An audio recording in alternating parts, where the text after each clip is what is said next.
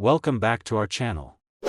Don't spend your change until you hear this. The 1974 penny has rare aluminum test coins and valuable mint errors. The 1998 and 2010 pennies? Look for wide AM varieties and die cracks. Collectors pay big for those. Now the nickels. 1964 Jefferson nickels are packed with full steps worth thousands, and the 1979 nickel has key mint mark errors too. Like this video and hit subscribe. Your pocket change could be hiding a treasure. In 1974, the United States found itself at a critical crossroads in economics, industry, and politics. Inflation was rising, and the cost of producing even the smallest denomination coins was being questioned. At the U.S. Mint, pressure mounted to reduce minting expenses without sacrificing public trust or coinage consistency. For the 1-cent penny, which still bore Abraham Lincoln's image on the obverse and the Lincoln Memorial on the reverse, the solution seemed obvious to some: experiment with cheaper materials. Since 1962, the penny had been made primarily of copper, but with copper prices spiking, the U.S. Mint began testing alternatives. The public wasn't aware at the time, but behind closed doors, trial strikes were already underway. Dozens of test planchets, discs of metal used to strike coins, were prepared using aluminum instead of copper. The new alloy was lightweight, more economical, and still retained the silvery appearance needed to distinguish it from higher denomination coins. While most of these experimental aluminum cents from 1974 were never officially released into circulation and were later recalled and destroyed, a few pieces reportedly slipped out. But this story doesn't focus on those elusive aluminum specimens. It centers on something else, something stranger. Something far more unexpected. Years passed before anyone noticed that in a quiet suburb in Pennsylvania in the early 1990s, an elderly man was sorting through a jar of coins he had been collecting since his youth. His passion wasn't serious, just habitual. He enjoyed pulling out wheat cents or unusually shiny coins, tossing them into his jar with no real expectation of value. But one day, while examining a group of 1974 pennies, he noticed one that looked off. Not because it was aluminum. No, this one still had the copper tone. But the surfaces were different. The finish was too smooth, almost proof-like, yet it wasn't struck at a proof facility. He slipped it under a loupe and tilted it in the light. The relief of Lincoln's bust was unusually sharp. The letters in Liberty appeared slightly wider than usual. The date was bold and slightly shifted, as if it had been struck more than once, but not in the usual blurred fashion of a typical double strike. Something about this coin didn't add up. Curious, he sent it to a local coin dealer who raised an eyebrow and recommended professional authentication. That simple action launched a series of revelations that would ripple through numismatic circles across the country. The coin turned out to be struck on a foreign planchet, a blank intended for a completely different country's coin. The weight was slightly off. The alloy was slightly off. It wasn't aluminum, but it wasn't standard copper either. The Mint, at the time, was experimenting with blanks for foreign contracts, and occasionally, those blanks got mixed in during production of domestic coinage. When a U.S. die strikes a foreign planchet, the result is an unintentional hybrid, a genuine U.S. coin, legally minted, but utterly unique, and this wasn't the only one.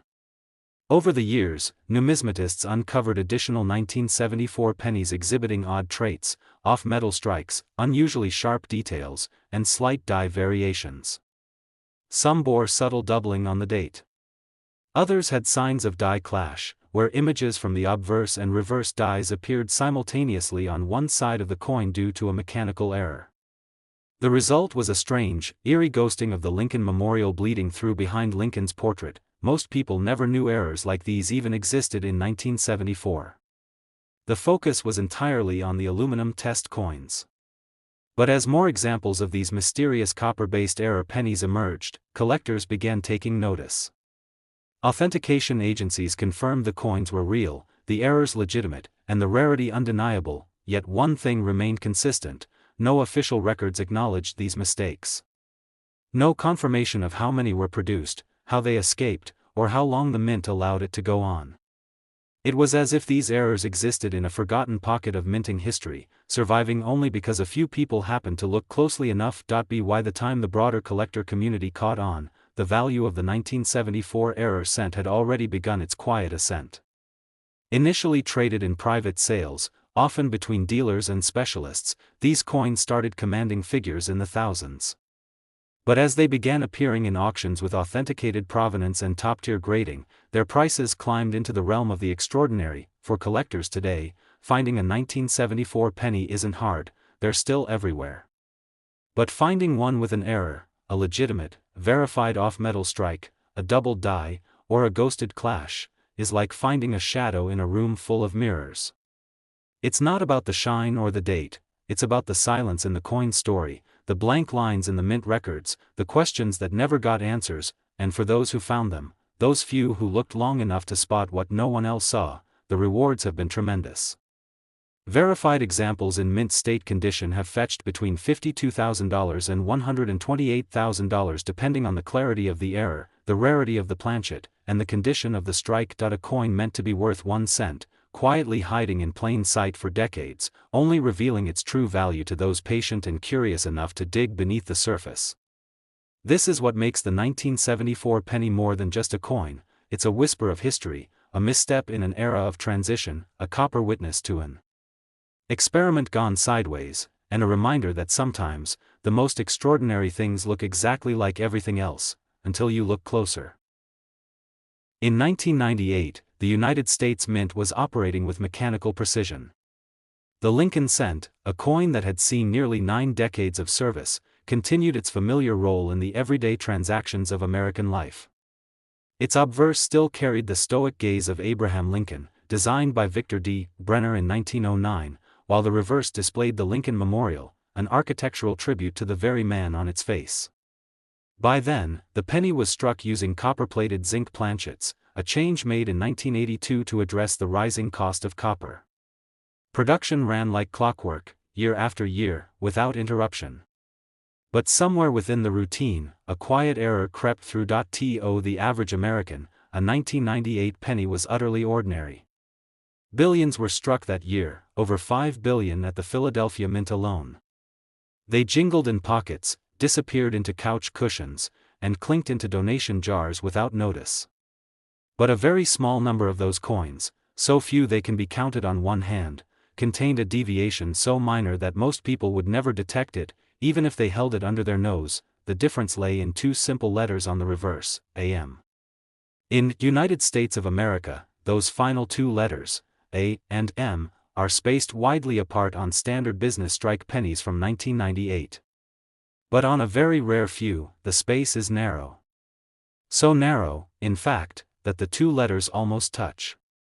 That configuration was only supposed to appear on proof coins struck for collectors at the San Francisco Mint.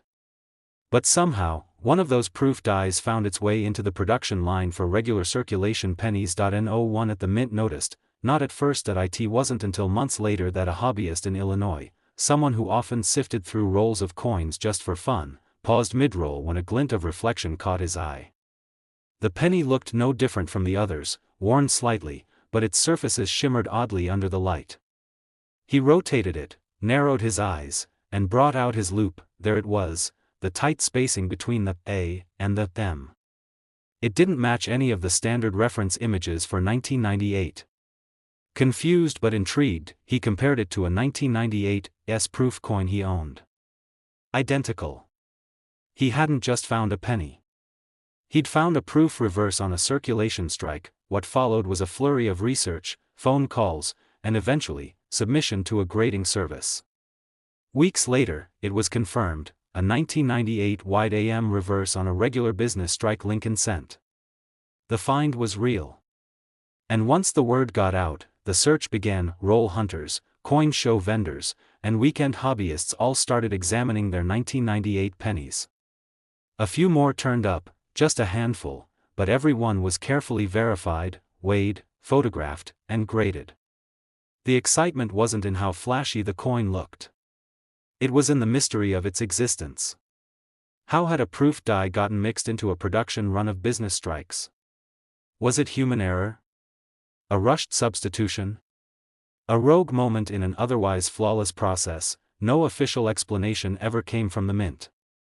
And the silence only added to the mystique. collectors began referring to the variety as the 1998 wide AM error, ironically, since it was the narrow spacing that actually defined it. But in numismatic terms, wide AM referred to the use of the proof-style reverse, where the A and M are further apart compared to the standard circulation die. The confusion didn't matter. What mattered was the scarcity. Over time, authenticated examples began appearing at major auctions. As word spread and the error was acknowledged by experts, bidding intensified. The coins, when preserved in excellent condition and with strong strike characteristics, began fetching extraordinary prices, and today, the rare 1998 penny featuring the wide AM reverse is one of the most sought-after modern US cent errors. A coin that passed through thousands of hands unnoticed is now recognized as a numismatic prize. Those few that remain, hidden in collections, safety deposit boxes, or maybe still undiscovered in a forgotten penny jar, can command auction prices ranging from $40,000 to $108,000, depending on condition and grading. That a 1-cent piece, meant to be ordinary, transformed by accident into something legendary, and all because of a subtle slip between two letters. In 2010, the Lincoln cent entered a new era. Just 1 year earlier, the U.S. Mint had celebrated the bicentennial of Abraham Lincoln's birth and the centennial of the Lincoln cent itself by issuing 4 different reverse designs in 2009, each depicting a different stage of Lincoln's life. But with that anniversary past, 2010 brought the official launch of a new and permanent reverse, the Union Shield.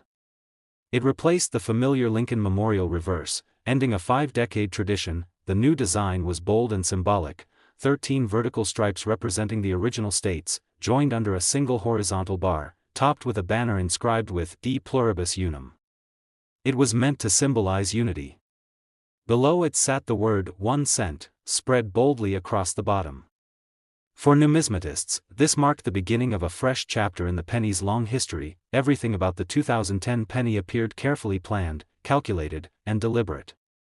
The dies were new. The planchets were consistent, zinc with copper plating, just like they had been since 1982. Minting occurred in both Philadelphia and Denver, churning out billions of coins.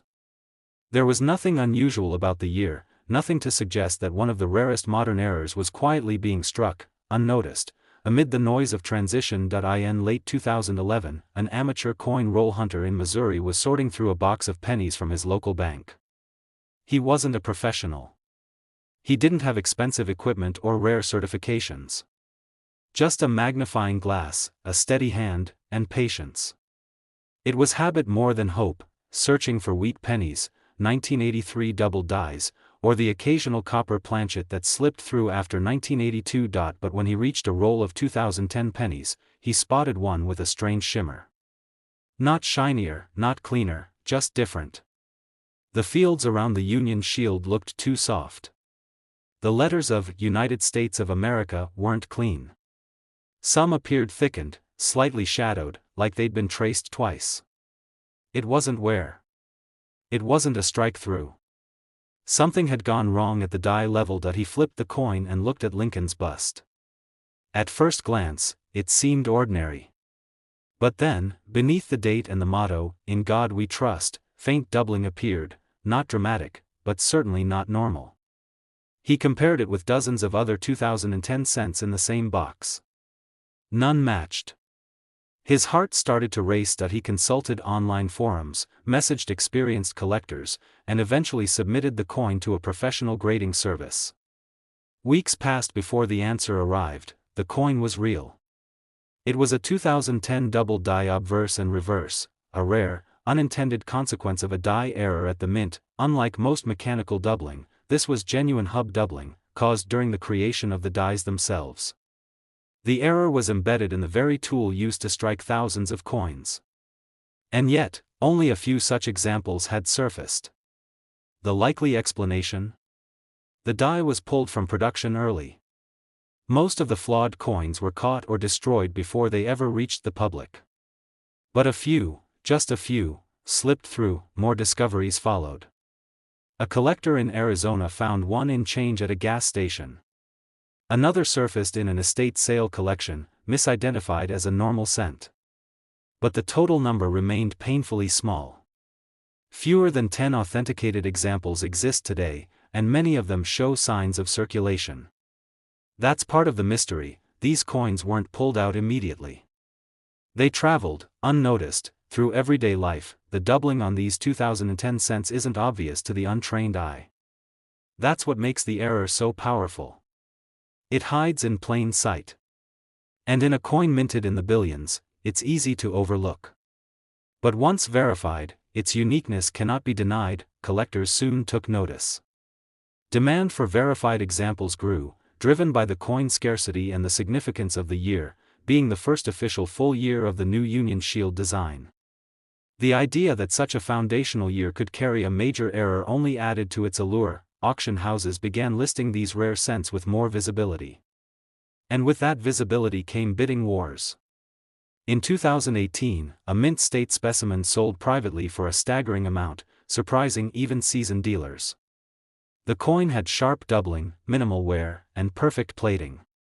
It was, by all measures, one of the best of its kind. Today, as more collectors hunt through their rolls and revisit old folders, the dream of finding the 2010 double die cent still lingers.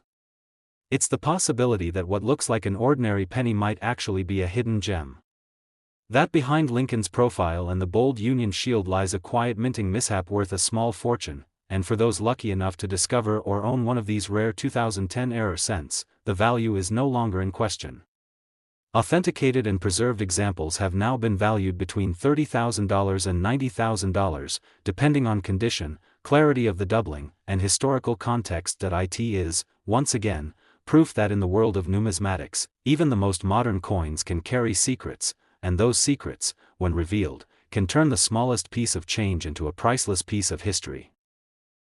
In 1964, the United States stood at a threshold of immense transformation. The civil rights movement surged, tensions abroad deepened with the escalation in Vietnam, and domestically, the economy trembled under the weight of shifting monetary policy. Amidst this turbulence, the U.S. Mint was under immense pressure. Coin shortages plagued banks and businesses alike, driven not by scarcity in materials but by widespread hoarding. Americans, fearing rising metal prices and looming changes to the nation's coinage, were stashing away coins in record numbers. The mint responded aggressively, especially with the Jefferson nickel. The 5-cent coin, unchanged in design since 1938, bore the same familiar portrait of Thomas Jefferson on the obverse and his Monticello estate on the reverse. Minting operations were stretched to their limit. The Philadelphia and Denver mints ran around the clock to produce the highest mintage of nickels the country had ever seen. In 1964 alone, over 2.8 billion nickels were struck. The coin itself was composed of 75% copper and 25% nickel, a durable alloy well suited for everyday commerce. Nothing about the year or the design would have suggested anything unusual. Yet beneath this facade of normalcy, something entirely unexpected occurred. Amid the frenzy to produce billions of coins, dies wore down faster than usual. Replacements were rushed, inspections were abbreviated, and quality control became secondary to output. In the chaos, one subtle but critical mistake slipped through. It wasn't glaring. It didn't make headlines. But it remained, untouched and undiscovered, traveling quietly through pockets, drawers, and coin jars across the nation. It wasn't until decades later, in the early 2000s, that a dedicated collector in Montana stumbled upon a 1964 nickel while searching through a bag purchased from a small-town estate sale. It wasn't shine or color that caught his attention, it was something subtler. The steps of Monticello on the reverse appeared far more detailed than usual. Under a magnifier, every stair line was sharp, defined, and full. This was no average strike. He flipped the coin. Jefferson's profile was equally crisp, his jawline and hair detail unusually refined, and then came the realization, the coin wasn't just well struck, it had been created using a proof die. Proof coins are usually struck for collectors, produced in controlled environments with extra care, polished planchets, and special dies. But in 1964, there were no official proof sets issued. Due to the coin shortage, the mint had suspended proof production entirely that year. Yet here it was, a coin showing undeniable signs of proof strike characteristics in a year when no proofs should exist. He sent the coin in for grading. Weeks passed. When it returned, the certification confirmed the collector's suspicion. The coin had been struck with a proof die, likely a test or an abandoned die mistakenly used during regular production. It wasn't a mirror-finish proof coin, but rather what experts refer to as a proof-like or transitional error, a business strike coin made with equipment meant for proof coins. The news rippled quietly through numismatic circles. If one had survived, could there be more? Over the next several years, similar discoveries emerged, but only a few.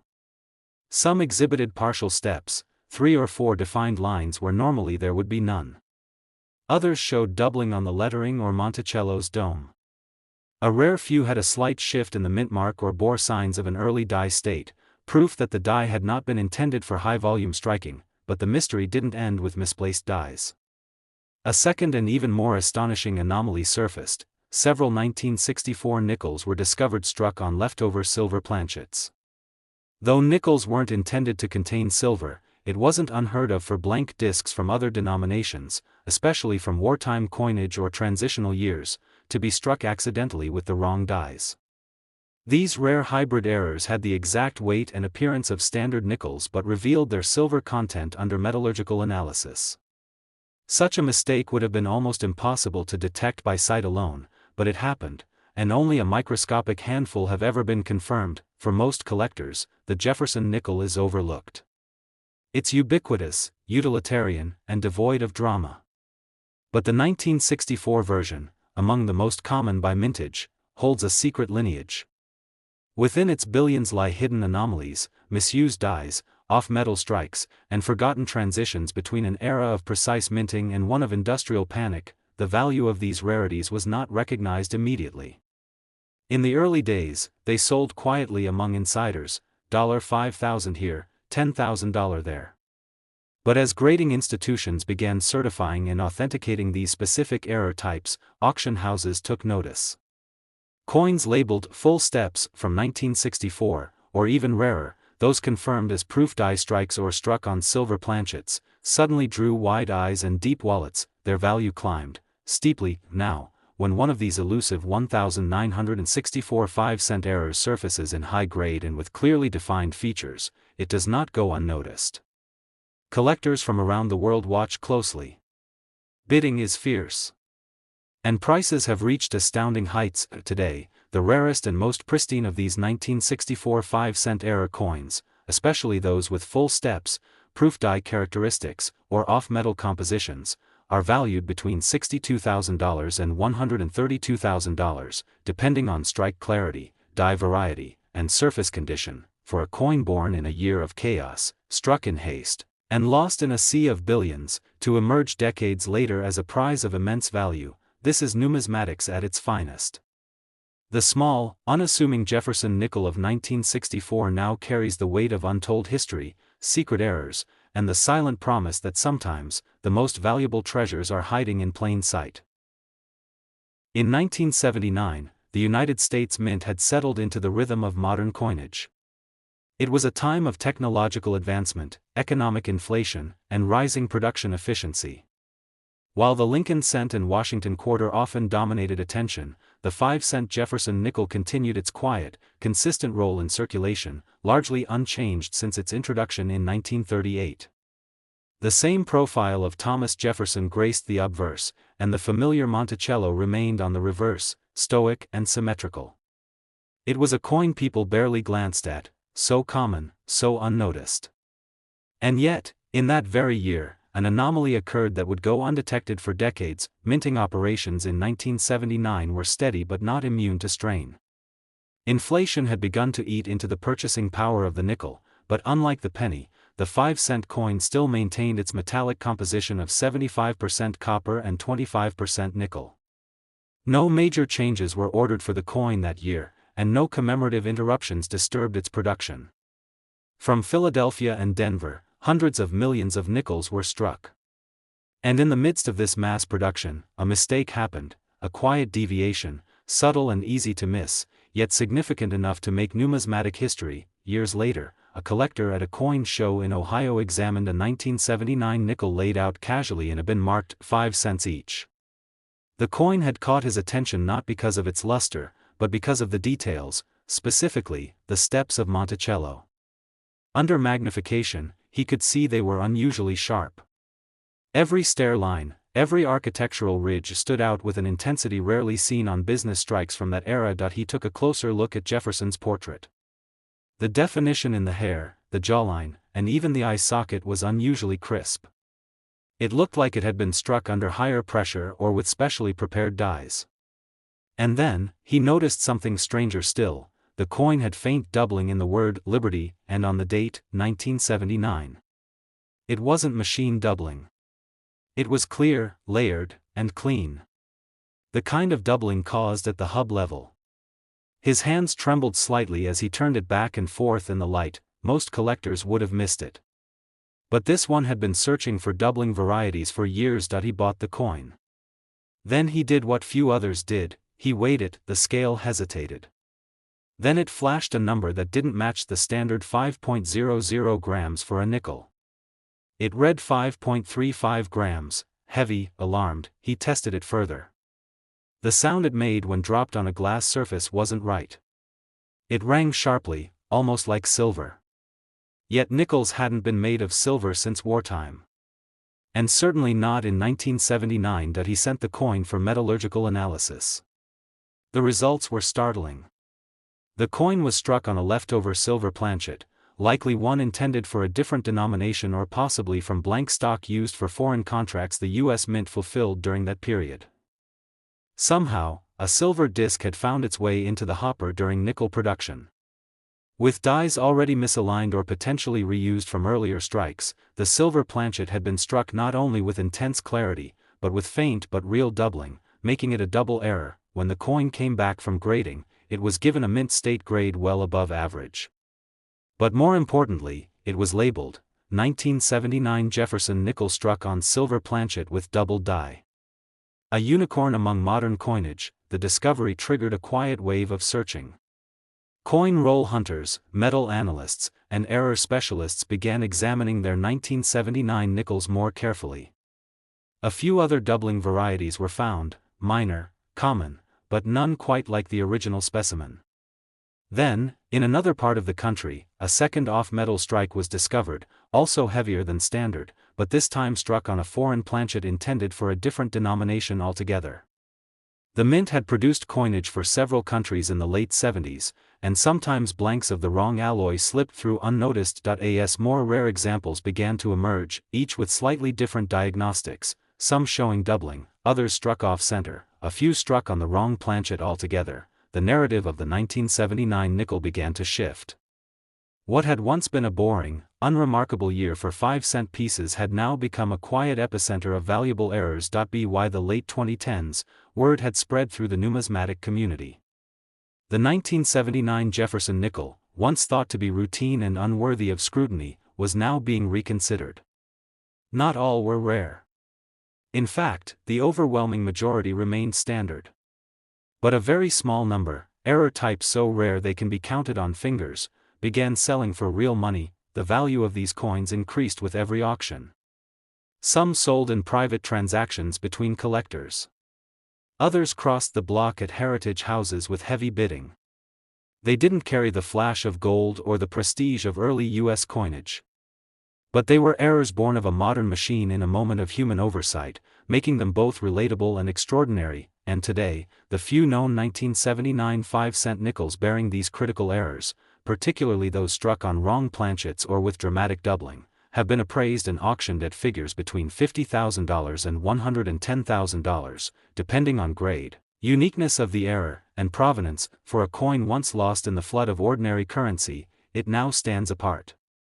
And in a world where rarity often comes in ancient metals and distant centuries, the 1979 Jefferson nickel proves that sometimes, the most astonishing errors hide in the least expected places.